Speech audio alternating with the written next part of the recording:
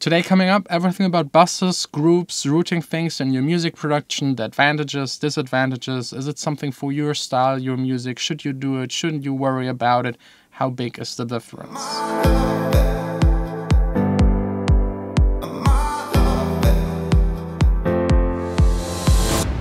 Hey guys, welcome to my studio. Today another episode of Jon Sine in the studio, as every day basically. Today I'm working on a song. I'm almost done with the idea of it.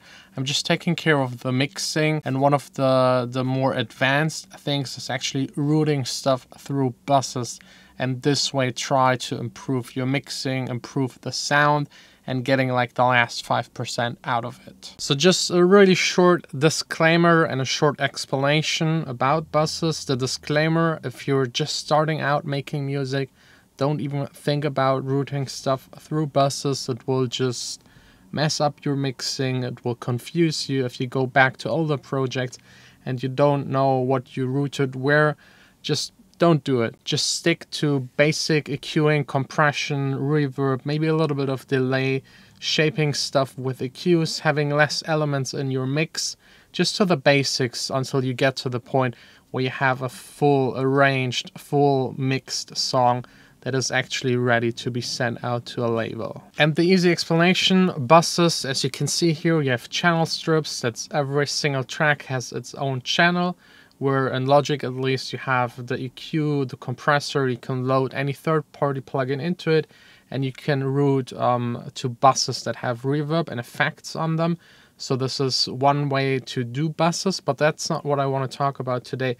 It's more about routing the entire channel strip, the entire bus to another one to group things. Because the other buses are usually just effects that you want to use a whole lot on your song. So for example, my reverb bus has a special reverb on it. Whenever I have a vocal or synthesizer in my project, I can just dial in a little bit of that signal into that reverb channel, and this way get reverb, save a little bit of CPU, and just work a lot faster, and also make my song sound more like one song. If you use a different reverb on every element, it might sound a little awkward, but sometimes that's also what you have to go for to actually get the sound you want. If you want a more classic housey sound that sounds very old school, just use 1, 2, or maybe 3 reverbs. If you're doing a more modern production, just go for whatever you need to go for to get it done. The grouping works extremely simple and straightforward, at least in Logic. It works different in every DAW, but it should be basically the same process. You just select the channels you want to group. So for example, these 4 right here, they're all routed now to the stereo output, which is also basically an output that just sums all of the other outputs into one, which is basically also just one bus that sums up all of the other buses. But now we don't want to route it directly to the master channel. We will redirect it to a bus. So I can select one that is free. Let's just take maybe bus 24. So now all of those 4 channels are routed to bus number 24. And Logic created at the very end a new bus called aux 24. And all of those other 4 channels are now going through this channel. So whenever I lower the volume fader on channel bus number 24, those other 4 ones won't be audible. And then this channel is again routed to the stereo output. So it's basically just taking a small detour through another channel where you can put effects onto it that affect all of the channels that go into it. It's very simple, straightforward. If you've ever done it, you know how it's done. Now the question is, why should you do it? So back in the days when you had analog big mixing consoles, a lot of people did it because they didn't have a million reverbs, because it wasn't a plugin, it was a real thing. So you had maybe 2 reverbs, maybe just 1 reverb, maybe just 1 compressor. And by summing things up, you could use that machine for multiple tracks with just like the 1 unit. Also, a lot of that vintage outboard gear had a certain tone to it, a certain character. And by routing things through it, you could achieve a different style, a different effect. But we're talking here about like slight changes, a couple of percent, maybe 2-3%, maybe a little bit warmer tone and stuff like that. Again, for beginners, that's already like overcomplicated, not necessary. You can still make a track without routing anything anywhere. Also, some mixing consoles, they had like a certain type of clipping going on. Like the analog clipping is not the same as a digital clipping. It was more like clip distorting it, giving it a little bit of this roughness, and people were actually liking that. Besides that, there are a ton of practical reasons for routing stuff. For example, if you have like 10 vocal tracks and you want to compress all of them, instead of having a compressor on every single track, you can just route them into one bus, compress all of them, and yeah, save a ton of time, save a ton of CPU usage in your computer. Sometimes there might be one vocal track that needs a different setting of EQing, so you could just not route it into that bus and give it a different setting if that's needed. Same for distortion, for plugins that create warmth. Also, you can group your vocals, you could group all of your synthesizers, and just be able to also automate them all together. If you want to do like a filter automation on your main synthesizers, or you have a layered synthesizer, you can put all of those layers in one bus and then filter it to automate it whenever the vocal is playing, to filter the synth to create more room for the vocals. So again, to 90% or maybe even 95%, it's more a workflow thing than actually really improving your sound. But there are some certain cases where routing and grouping things to a bus actually improves your sound. I will talk about those right after I'm done mixing the song.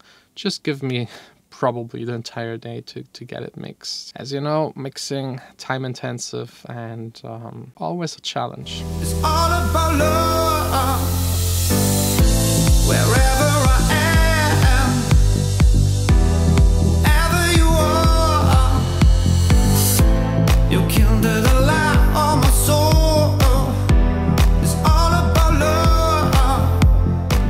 Took way longer than expected. I even had to go back and redesign some sounds, because while I was mixing I realized, okay, the mixing can't fix it. I just need another sound that covers another frequency space in the mix to make it work.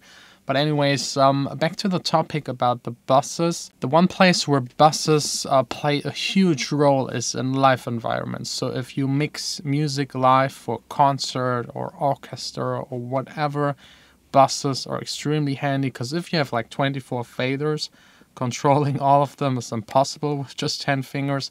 So you would group up maybe the strings, you would group up the background vocals to just one fader, and at the end maybe control 5 or 6 of them in groups and pre-do everything else before the show. But in a studio scenario, the routing is done to glue things together. So for example, in my songs, every single time I route all of the drum elements to one bus, parallel compress it just to make it sound more like one drum set. Because I'm using a lot of one-shot samples, and sometimes they don't sound like coming from one drum set, and parallel compressing them in one bus or doing other adjustments like distortion really helps to glue it together. And yes, there's obviously a huge difference if you parallel compress every single element or distort every single element to doing it to all of those elements in one bus. There is a difference, definitely. The compressor or the plugin that distorts reacts differently to the sum of the signals than to every single individual one. If you don't know what parallel compression is, it's basically heavily compressing a signal and then just mixing a tiny bit of that heavily compressed signal to the normal signal to get a more compressed sounding sound without actually compressing it. If you want to know more about it, I actually made an entire video about it. I will link it up here. Besides doing the parallel compression on all of the drums, I group up all of my vocals, group up all of my main synthesizers, all of the strings and pads and all of the effects into one bus. So whenever I feel like one of these groups lacks something, I can immediately adjust it. Usually it's a little bit of EQing, a little bit of compression. So that's basically it. That's everything about buses, routing, how to make sounds, sound mood together. It's not that complicated if you're already producing for 1 or 2 years. If you're just starting out, just don't worry about it. The difference isn't that big. Trust me, there are other factors that make a way bigger difference. Don't get into parallel compression. Don't get into routing before you actually completed your first song. Maybe even before you released your first song. So that's already it for today. I will now go back to mixing the track, grouping up a couple of things, and trying to squeeze out the last 2% out of this production. If you're interested in a full video just about mixing from start to finish, there is one coming up in a couple of days. As you know, I asked you to tweet me your songs and I will pick one and mix it for you and also do a video about it so that you can follow it from the first to the last step. I hope to get all of the files during this week, so the mixing full tutorial should come next week, so don't forget to subscribe.